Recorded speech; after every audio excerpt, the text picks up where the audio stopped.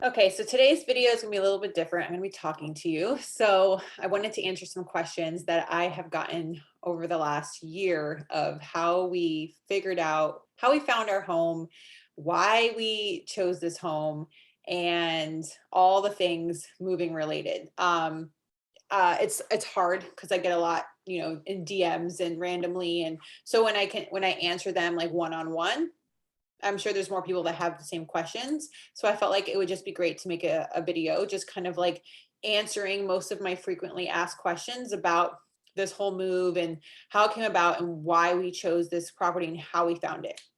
So, one of the main things with the move, I just want to like clarify is that I was not in the mindset to move. I was very much committed to staying in Florida. We had remodeled the house so to make it like super cozy and super perfect. The whole idea that I had in my head was that we would move from the Keys where we were living at the time when we conceived my first baby to we ended up finding the perfect town in Florida called Jupiter, which was perfect for our needs. In hindsight, Tampa would have been really good too. Both really, the only thing is that we wanted to live on the Atlantic coast, not the Gulf Coast. So that's why we were looking on the Atlantic coast, because I had designs to be able to get a big boat and to be able to, go to the Caribbean a lot. And so I wanted to be right there the by the channel to do that. And not only that, but I prefer seafood from the Atlantic side versus the Gulf side. And the Gulf side also has a lot of like algae bloom and stuff like that. And so I just wanted to be on like the more fresher ocean side, if that makes any sense. Although I do love the Gulf. I'm a, Keys rat. I love Florida life, period. I love it, but I was more inclined to live where there was surf too, because I wanted to surf and all that stuff too. And so when we found the house, we remodeled it and we got it all ready so that when I had the baby, it'd be super comfy. And we always had the plan to have two babies back to back. And so I had it in my head that we were going to be in that house through both of their toddler years, and then, go from there. I don't think the plan was to ever stay in Florida long term. I pretty much just wanted to do that because we were pregnant and it just seemed like the easier choice, and because we were already in that state, and it was like a great starter home and I feel comfortable in Florida because that's where I'm from. And so it really worked for me at the time. I do think we would still be in Florida if COVID had never happened and lockdown had never happened. But in lockdown, I think that we realized a lot of things like most people did, which is that the question arose that if we were stuck in our house for the rest of our lives, like if this was if something happened where we could only be in our immediate area, is Florida and is this house really where we want to be? And I loved my house and I loved my neighbors and I loved where we lived. Yes, but it wasn't really conducive to our lifestyle, which is an active lifestyle. We really like to hike. We really like, to explore. We really like to have a lot of places to see. And what I found living, in Florida, because it is a peninsula and it is, very large and very flat, that Kevin did not find a lot of joy in just going to the beach. Not only that, but his first experience with a tropical climate was living in Puerto Rico. So he was very spoiled in the sense where we lived right off of, where we could cliff dive, and we became free divers and scuba divers. And you can just park your car in a neighborhood, walk to the beach, walk out and swim out to 100-foot drop. And so I loved living there. I just didn't want to raise a family there, and not because it's not a good place to raise a family. It's just because, I just didn't want to be, island locked. I wanted to be on land because it just made me feel more comfortable, especially with the hurricane situation. So bring us fast forward to lockdown, fall of 2020, and Kevin is miserable and he does not want to live in Florida anymore. I'm kind of one of those people, well, like, and like we had kind of already been like thinking, considering Pacific Northwest again, right? But again, like it was something that we were just, it was further out. And but I was entertaining moving back to Pacific Northwest because it's kind of like where my heart is, right? Like I love it out here. There's so many good memories out here. It's where we met. It's just, it's a part of me, you know, just like Florida is a part of me. I'm half Pacific Northwest, half Florida at this point, or half tropical living. And so there's a lot of aspects of living out there that I really missed. And you know, Kevin was getting really bored with going to strip malls and the beach and going, you know, to the same old all the time. We are your typical Enneagram sevens where we need new experiences and we need to have new adventures and just all that kind of stuff all the time. And Florida wasn't providing that for him. I am more of an Enneagram 7 in the sense where I can find fun, like tinkering. And so like I can find fun things to keep me entertained and excited, like chickens and growing this and doing that and new projects and whatever, and the kids and everything. And like I'm very happy just going to the beach. I grew up that way. He, you know, was very much not enjoying it. And so he finally sold me on moving back out here. And how we did it, well, not only that combined with the fact that our real estate agent was like, hey, the market's getting really crazy right now. This is a seller's market. Like, I don't know how long it's going to be like this. Obviously now we know. It just kept climbing. But he was like, you need to, if you want to move, now is the time. And so with that compared with that partnered with what Kevin wanted, was like, he finally convinced me, like, let's do it. This is the time. Like, come on, we don't know how much longer this is going to last. Let's go. Let's do it. So, how we first started doing it was we just started looking on Realtor, right? So you just basically what we did is we came down first with like what we wanted. So I was like, listen, the only way you're getting me to move is if there is views that when I look at them, I feel inspired and I feel excited to want to share my life with people because I'm inspired every day because I see mountains, I see ocean. Like I want to inspire people to dream big, right? You know, that I was like, that's what I want. I want something that every day that I look out my window, I'm like, man, look at that, you know? And I was like, and I want acreage.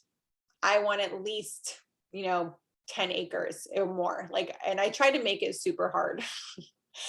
But alas, the universe apparently had bigger plans for us. And there was like this perfect property, but not the perfect house. But I am, you know, I've lived in 500 square foot studios. I've lived in rental homes. I've lived that were falling apart. I'm not really high maintenance in where I live. And for me, we were at a point where we were really prioritizing land and we were prioritizing quality of life. And there's one thing that I knew was that I wanted to have a property that if this ever happened again, that I could self-sustain the family with the property. And I could also like enjoy living where I live. Like I wouldn't feel like I was on lockdown in suburbia. Only being able to walk around the neighborhood, you know, like I just like, you know, that was really that's where I was like really sticking at. And of course this property showed up that was perfect. And one of the things that we were really looking for, because I was like, we were really wanting to get something that we could like homestead on, was that there was a mixture of grass, like already cleared land, and forest. So that was like our first thing that we put on the checklist. Like there needs to be a mix of both. So I need to have like trees all around me. So I want to feel like I'm in the woods, but there needs to be grass.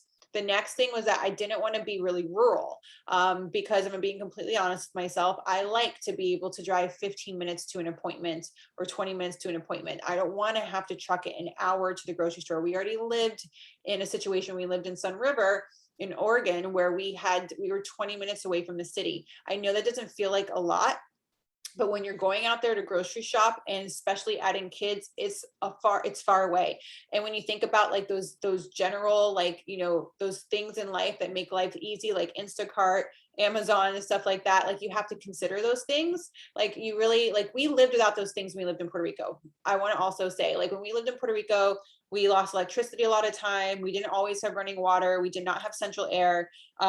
You don't have any of those luxuries that you have in the States. Everything takes a really long time. So we had already lived like that, very, very minimal. I would call it more like glamping. For a lot of Americans, it would probably feel a lot like glamping. Like you would just not be willing to do that, a lot of people. So for us, like we really thrived living like that. Like I don't need a lot to be happy, but like when it comes down to, you know, having kids and those things, and like, well, you really have to ask yourself, like, are you really ready to let go of those things? And if you are, well, you just got to know that's going to take more time to do things and to get things. So I was like, you know, I want to be close to a city center. I want to be close to like a main city. You know, I have my general upkeep things that I like to do with my skin, and massages and chiropractic care and those kinds of things. Like those things are important to me. That's part of my wellness, right? And also I didn't want to drive any more than an hour to an airport. Again, when we lived in Puerto Rico, it would take 2 days, 24 hours usually to fly out of Puerto Rico because we lived on the West Coast. So we used to have to drive to the East Coast, board our dogs with the lady who we knew would take care of our dogs. Then we'd usually stay at the airport hotel and fly out the next day. So it was always like a 24-hour thing to get out. Again, we didn't have kids. That was our lifestyle. We were fine with it at the time. But you know, when you bring in kids to the situation, you have to always like factor in that kind of stuff. And so I fly a lot. We travel a lot. Travel is a big part of our lifestyle. So being, you know, at least an hour to a city center, to a major airport, international airport, was also very important to me. So Seattle is about an hour away. So that was fine. It was like perfect, right? So there was all these things that like it had to fit perfect. And not only that, but I wanted to be close to the ocean, and I wanted to be close to hikes. And like, so there were all of these like must haves, right? And this house checked them all off. Like, and so how we would figure that out is like, we would click on the address or on the place or the city where the house was. And then we would map, like I would look in the area. So I spent a lot of time on the map, right? Just like zooming into the map, seeing what's in the area. So we would like zoom in on like what's in the 15-mile radius, 20-mile radius, and be like, oh, look, there's a Target right there. And there's a grocery right there. And oh, look, there's that right there. And look, the airport's only right here. And so like, that is one thing. And then also, this is for us, but we also made sure there's a lot of national parks within driving distance. And so we were like, oh, like, look, we're literally across the street from a national park. And oh, look, there's a national park right here. And there's another one right there. And look, 3-hour drive, you can get to like the Olympic Peninsula, like this whole huge national park, right? That's like massive, like the size of like Rhode Island, right? So it's not that big, but it's really big. I think it's that big. I don't know. Rhode Island's pretty small. City of Miami has more people than the state of Rhode Island. Did you know that?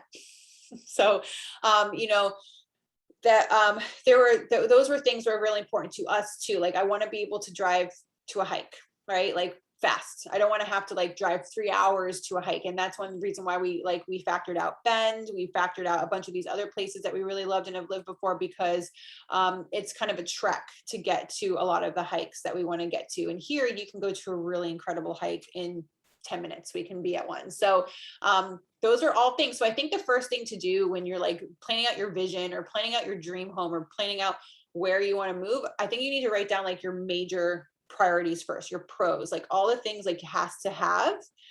And then for me, the house, the way it looked, the size didn't really matter. You guys, this house was 1,000 square feet less. It's wood. It's very loud. It's very small. The kitchen's very small. We had a chef's kitchen. There's a lot of things that we had to leave behind, a lot of like, you know, lapse of luxury. But again, like for us, it's that we can work around that. We can make that work. What we can't change is where we live. So for where we live is always first for us. And look, let me tell you, there were like massive homes here, but they were just like, there was no view, right? So like I had to choose, like, do I want this like brand new construction, beautiful home, or do I want this land and this view? And so I really had to ask myself, like, well, you know what? Like I could get the land and the view, and then maybe in 5 years, like when we're ready, we can like remodel, we can build our dream home. So for me, I saw this as something that I can like build into my own thing, which I really loved. I didn't really want to move into somebody else's dream, because I didn't necessarily even love those homes. They were just big, you know? So for me, I'm more of like a visionary in the sense where I could really see how I could create this land and create this property and create this home into something I want. And I'm really having fun dreaming up all of the options we can do with this home, and I can't wait to share all that with you because, we did have we did have a landscape architect come out and draw out some ideas for building and stuff like that to get our juices flowing. And I just recently come up with a really cool idea. And what's cool is that like when you have the land and you spend like, a couple years just like feeling it out and just really figuring out and saving and figuring out what you want to do, you can make a really great decision. And it's not like this like really snap moment decision, which I'm finding is actually like, I'm more of like a think of something, do something kind of person. So I'm really loving exercising that muscle of patience and planning and like waiting and waiting.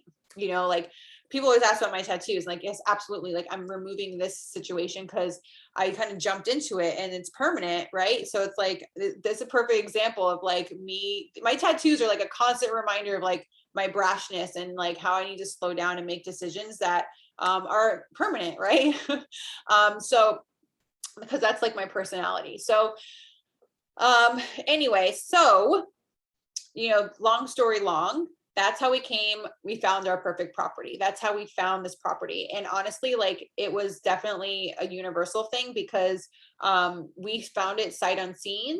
I really just saw the land, I saw the satellite view, and I saw the house, and I was like, this is amazing. Like, look at this property, look at this location. I didn't even care what the house looked like, I didn't even, so when we put down the offer and Kevin came out to do the inspection, he was like, it'll do. And I was like, okay.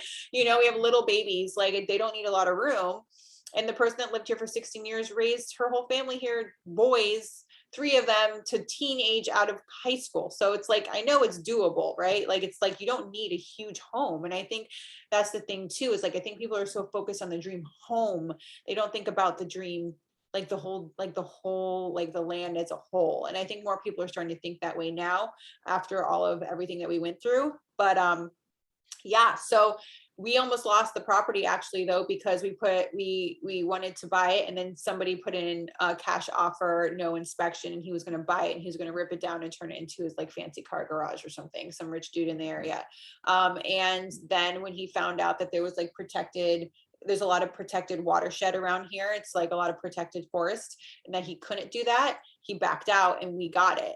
And I really feel like it was meant to be because we really value the nature here. We really value the forest and value the trees and value everything here. Like for me, like the house I want to build, like, I'm like, I don't know if I'll build it because I don't know if I want to knock down these trees. Like, like that is like the kind of person I am. I might have to make that decision at some point. But for now, I'm going to try to not knock down as many trees as possible to make my dreams happen. But at the same time, like the trees kind of stress me out because they're like super close to this house and I'm like, they're gonna fall on us. But we had somebody out to look at the trees and they're fine. And now I know how to tell if a tree is dying too. So I had an arborist come out and teach me that. So I feel a little bit more like confident in that. But anyway, I just wanted to share that because a lot of times I get those questions, all those questions the whole story I just went through kind of sums up a lot of the FAQs that I get about like how we figured out which house, how did we find it. Another thing is that the real estate agent that we had in Florida, he actually put us in touch with our real estate agent here. So a lot of the times real estate agents, we moved into a rental house sight unseen too when we moved from San Francisco to Oregon. The first time we moved out of a apartment to a house, she actually did a walkthrough on FaceTime. Was it FaceTime? I don't know what we had back then, but she's like sent me a video. Oh no, she had to record the video and send it to me because we didn't have FaceTime back then. That was in 2012 or 13. And so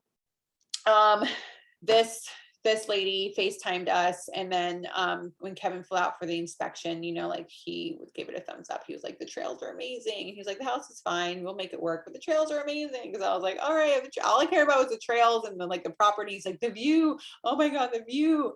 And so I think it just matters what your priorities are and what's important to you and your lifestyle. A lot of people are really indoorsy, so they prefer to focus on the house. Like for us, we like more indoor outdoor living. When it's not freezing outside, all the doors are open, all the windows are open, and we're always outside. Like it's like the house serves more as like a porch. So I think it's just up to the individual. And if you have any other further questions that I didn't cover, feel free to ask below and I'll try to get to them. But I wanted to share that today because those are the main questions I get. And, one of these days I will, go through like, I'll share like the renovation that we just did. We just did a little small renovation where we opened up the floor plan, which made it so much better. It wasn't even that big of a reno, and it just changed the game. Like we love the house so much more. And I'm so excited. Like I just thought of this really cool idea for when we finally do build our dream home, where we won't have to knock down this home. We can keep this home and like attach it. So I can't wait to share those things when we go through them. Won't be for a long time. I'm not interested in going through a reno right now. Mm-mm. No, I'm in this space right now in my life where I'm just like, can we just chill and not have projects? So we're finishing up a lot of projects this year. And then I think next year we're just going to be like, let's just work, let's just live, let's just garden and camp and not like, I don't know if we even have it in us, but I really want to try. So anyway, that's it for today's video. If you want more videos like this, where I'm just answering questions and stuff like that and talking, let me know. Or if you prefer more of the vlog type stuff, let me know. Either way, thank you so much for being here. And I hope this helps you to find and manifest your dream home. And anything I can do to help, just let me know. Bye.